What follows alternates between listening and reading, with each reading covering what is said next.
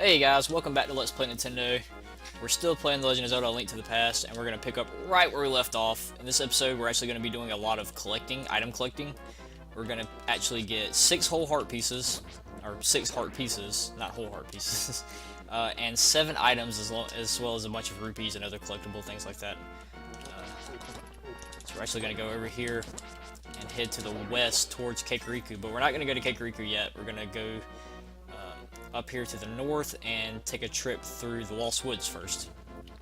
These crows are actually really easy to kill if you charge your sword up and face backwards and then slice them like that. These little guys here are actually really easy to kill if you just use your boomerang. Remember, as I said earlier, it freezes enemies, so you can freeze them with the boomerang and then slice them. If you don't do that and try to just slice them, they will shock you and hurt you. So that's a good use for the boomerang. I'm try to kill this crow. There we go. Those crows can be pretty annoying if you just try to swipe at them and you miss. These are the Lumberjack brothers. They're pretty useful later on, but right now we can't really do much with them. So we'll just leave them alone. Alright, here we are in the Lost Woods. I always like the Lost Woods when you first go into it before you get the Master Sword, when it's all foggy like this. It always made it feel really mysterious and awesome. So this is actually a fake Master Sword. And I've always thought the dialogue was pretty funny here when you pick it up. So if we walk down here with the sword and we throw it right there, there's actually an enemy hiding in that bush that I killed. So here's where we're going. We're going to swipe these leaves, and in the center is a hole we're going to drop down. And there is our first heart piece. Easy peasy. So let's get out of here. This guy makes mention of a ex-thief that's hanging around the entrance to the desert. We're actually going to see him later in this episode, so I might stop by and show him to you. So if we go up here, and to the left, we'll find this little mushroom. And we're going to make use of this later on. It'll actually be the end of this episode we'll use that, so make sure you grab that.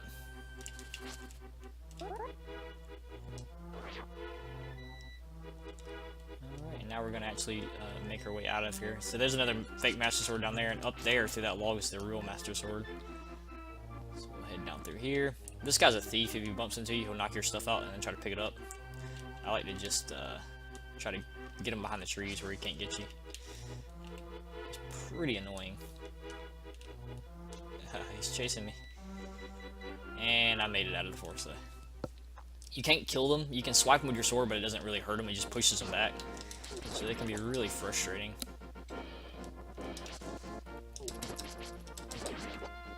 When they bump into you, all your rupees and bombs and magic go flying everywhere.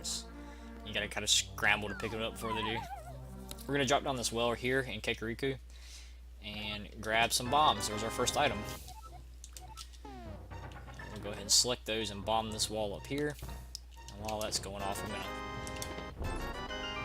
collect these rupees in this chest. Rupees are good. We're going to need these here in a minute. We've got to buy something, so just make sure you have 100 rupees. You should easily have 100 rupees by this point. But if you don't, I can show you some places to collect some up. So let's get through here. And out the exit we go. Alright. Over to the right here is a thatched roof house. This guy here. It actually becomes part of the 4th dungeon in the Dark World. But right now it's just a little hut. And this guy actually talks about the boss to the 4th dungeon. I think he's supposed to serve as kind of a hint as to what you're supposed to do later in the game. But of course, I don't need the hint. And I'm not sure many people would. Well, I guess you would, because it can be kind of a tricky boss.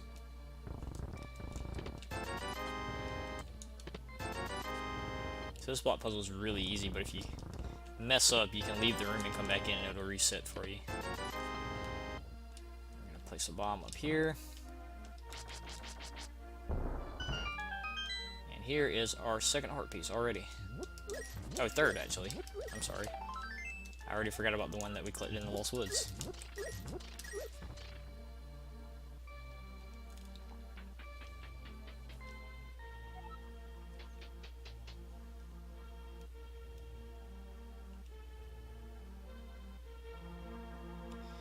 Alright, the next thing we're going to do is, like I said earlier, you need 100 rupees. We're going to talk to this guy and buy a bottle from him. Take it. And unfortunately, you can only buy a bottle from him once. And then after that, he's pretty much useless. He always says he doesn't have anything in stock. Although there is a secret. If you get a fish and bring it to him, he'll give you a bunch of junk, like a few rupees and some hearts and magic and stuff. So that's pretty neat. This house here with the bushes on the outside, we're going to go in here and collect our next item, which is the bug catching net.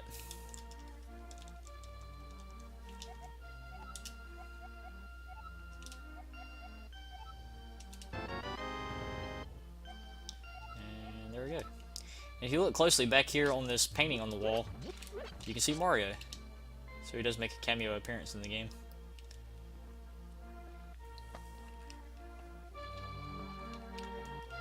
Alright, the next thing we're going to do is go into the bar, the back door of the bar, which is back here, and collect yet another bottle. So there we go.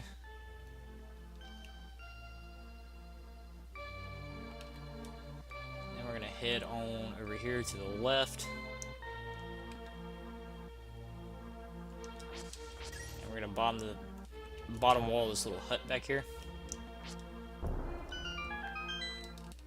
This is going to give us a bunch of... Mainly, we're just coming in here to get bombs. But there's some other stuff in here, too.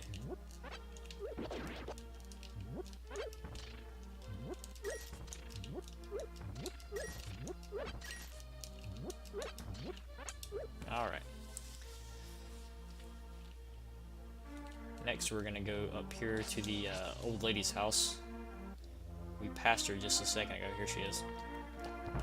You can see she's got a little addition on the side of her house, but if we go in, it's just one room. But obviously this wall here can be bombed, so we'll do that.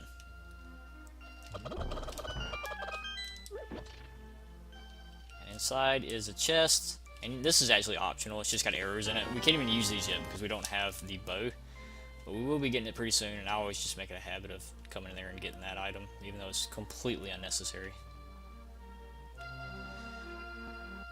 Alright, now we're going to actually go to the lower portion of Kakariko. I guess it's not officially part of Kakariko, but it's got a few buildings and it's kind of like Kakariko. It's like just like a more rural area of Kakariko. But down here at this house to the left, we're going to go in and bomb this wall. These two guys are brothers. Well, that's one of them there. The other one's through the wall. And the story is supposedly they're fighting, or they're arguing with each other, so one of them boarded up the wall. I always thought that was pretty funny.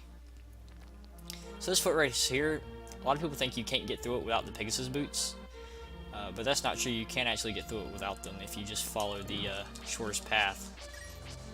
And it's actually quite easy to do. And there you go, 8 seconds.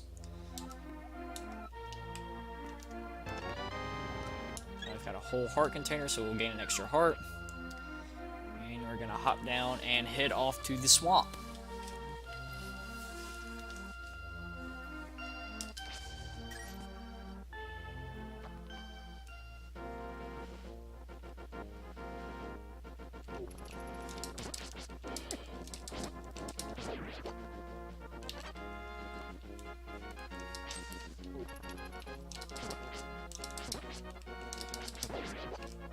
Up through there's the flute boy. That's actually a plot point. You can go check that out if you want, but it's definitely not necessary. So in this game, your shield does work, as you can see. If you stand still, these guys' arrows will just bounce off.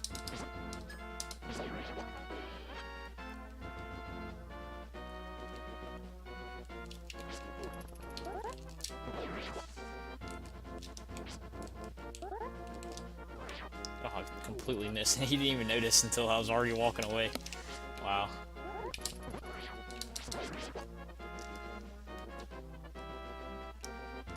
So down here to the right is the cave. It's a Great Fairy Cave. Completely unnecessary. You can skip it, but I'm just showing you where everything's at, basically. So if you need a hill, that's there, and it's pretty easy to get to. Ow. So we're gonna collect one more thing. Oh, actually, the only real thing in the swamp area. And then we're gonna head over to the desert to collect something. And then we'll head over to East Lake Hylia. So we're actually taking pretty much a complete tour around the overworld right now. Just collecting up all the things we can get. There's more bombs if you need them. Don't ever buy bombs, because there's plenty of places you can easily get bombs in this game. Matter of fact, most of the stuff in this game you really don't need to buy. The only things that you can buy, sorta, is the potions. But even then, you can get potions for free if you, well, I can show you how to do that later.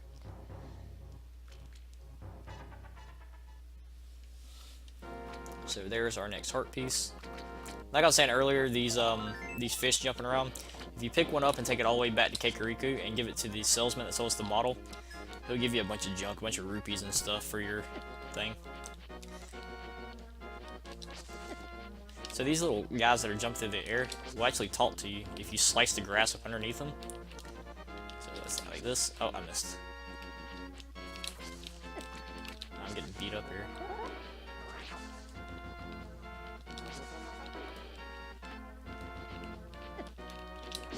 Oh, I killed him. Well, I'll show you that in a second. But you can actually slice the grass underneath them and they'll talk to you. So this is the guy that guy in the Lost Woods was telling you about. If you talk to him, he basically says to leave you alone, and his sign says to leave him alone. But if you pick the sign up, he follows you around. And you throw the sign, he says to leave him alone. Unfortunately, you can't really do anything with him. He just kind of annoys you. I'm gonna go in here. This is another great fairy. Oh, it won't let me in with him following me. Great. I think if I leave the area and come back, I can go in. Yeah. So I'm gonna go back there and heal up real quick, because I took a bit of damage trying to kill that enemy. And then we'll continue on into the desert.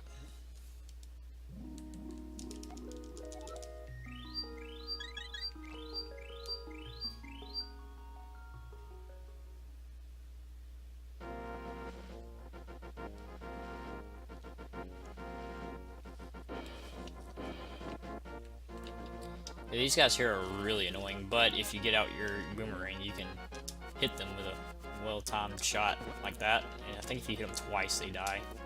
Oh, maybe 3 times. 4 times? Jesus. It's more than I thought. Okay. It takes a lot of hits. I didn't think it was that many. But those guys can be pretty annoying, so I like to kill them when I get the chance.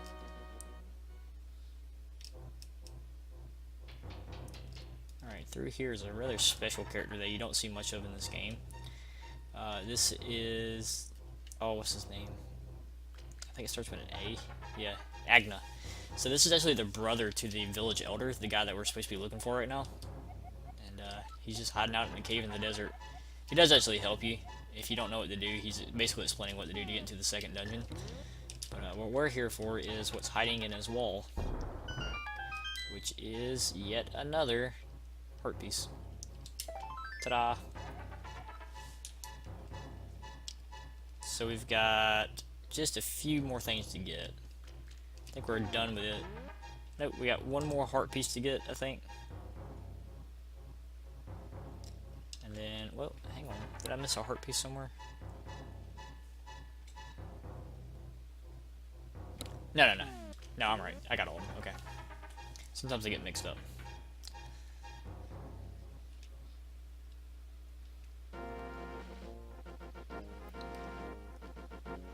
So these little things here are actually bombs.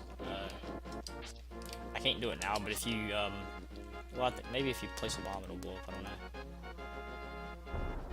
No, it won't. If you walk over it, basically it'll explode and hurt you. But later on, when you get the Pegasus boots, you can actually just dash over them, and they'll explode behind you and not hurt anything.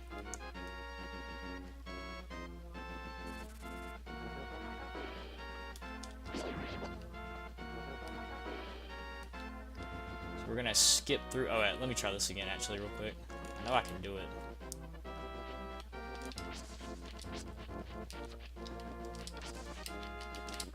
There we go.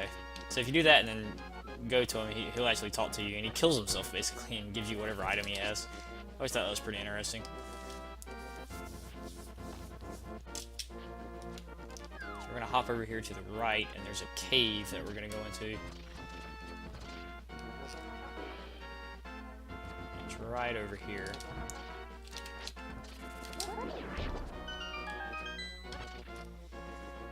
You're not supposed to be able to get the loot from this level or this cave until after you've got the bow, but you can actually cheat it a little bit, and the way you do that is if you walk all the way to the bottom wall and then just walk to the right, you can go right past those pits, so you don't actually need the arrow to shoot the enemies.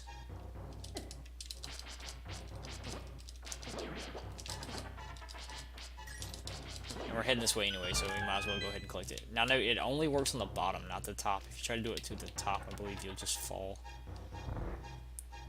So this guy has 300 rupees for us, which is nice, and then some more loot in these chests, so we get more bombs, and I think, yeah, more rupees, and I think some arrows as well. Yeah, arrows. So we're pretty well stocked up at this point. This is going to come in handy for the first dungeon coming up. It's not going to be this episode, it'll be the next one, but it's nice to have all this gear and loot with us anyway. Oh wow, I didn't realize how low health I was. Let me get my boomerang out. Over here to the right, there's a rather special enemy. Special? There's a rather special enemy. And the reason I say that is because he only appears in this spot in the game, and he's the only one, and I still to this day don't understand the point of him. He's called an octobloon, I think. And basically, he just floats around for a little bit, and then explodes. If you don't slice him, he explodes. And then these little guys hop around, these little mini Octoroks, and they just disappear. That's it. And it's the only one in the game. I've never understood the point of it, but it's there.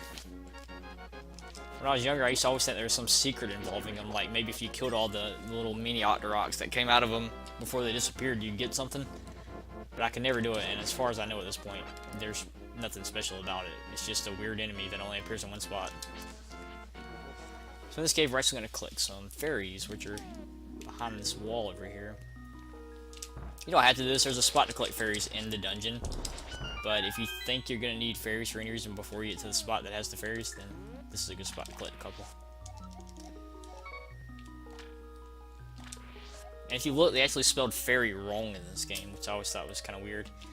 If you look at the Game Boy version, I think they corrected it, but in the Virtual Console version, they kept it the same, so that's interesting. There's nothing over there. Well, there is, but there's nothing we can get to through going through that door. So we're actually gonna go back outside and place a bomb here, trying to get killed by these crabs. And through here is the ice rod, which is why this cave is all ice themed. And that's that door we would have come out of if we tried to go through the other way. So there's really no point to it. Okay, that beeping is going to drive me crazy, so I'm just going to use a fairy. If I can get over there. There we go. Oh, you got to be kidding me. That was brilliant. Wow.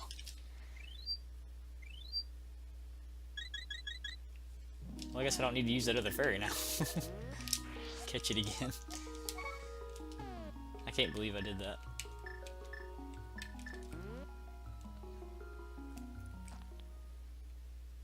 So the ice rod, as you can imagine, freezes things, but it uses a lot of magic, so you've got to kind of be a little reserved with it, or else before you know it, you'll be out of magic. So now we're going to backtrack all the way back to the swamp.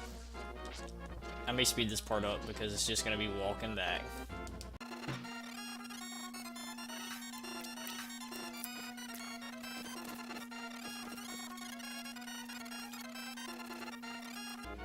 Alright, that was fun. Now that we're back out of the swamp, we're going to head over to the east.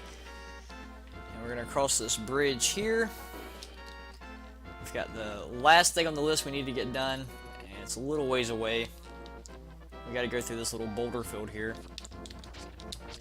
with all the Octoroks in it.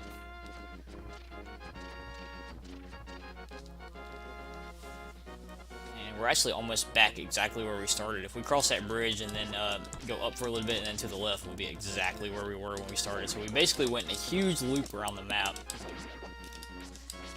We collected tons of loot in the process. So over here is the witch's hut. And what you're going to do is select that mushroom we collected earlier. And you're going to walk up to the witch here and then press the Y button to use the item, and she'll take it from you. And she says come back later for something good, so we'll leave the area and then go right back into the area. That's good enough for them. So if you go into the hut, the witch's assistant will actually have your item, which is the magic powder.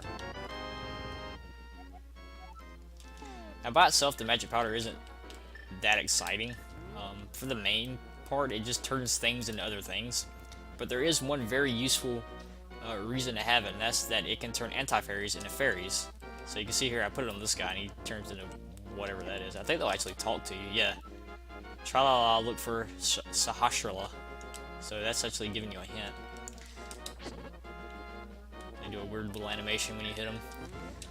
But anyway, if you use them on anti-fairies, it'll turn them into fairies, and anti-fairies are very common in dungeons, so it's super useful to be able to turn anti-fairies into fairies whenever you see them. But I think that's going to be it for this episode. We've collected pretty much everything we can collect before the first dungeon, so in the next video, we're going to be heading towards the first dungeon and completing it. So, I gotta kill this guy now. He interrupted my outro, so he's gotta go. Alright, there we go. Get this crap too. Alright. Anyway, thanks for watching, and until next time, guys, take it easy.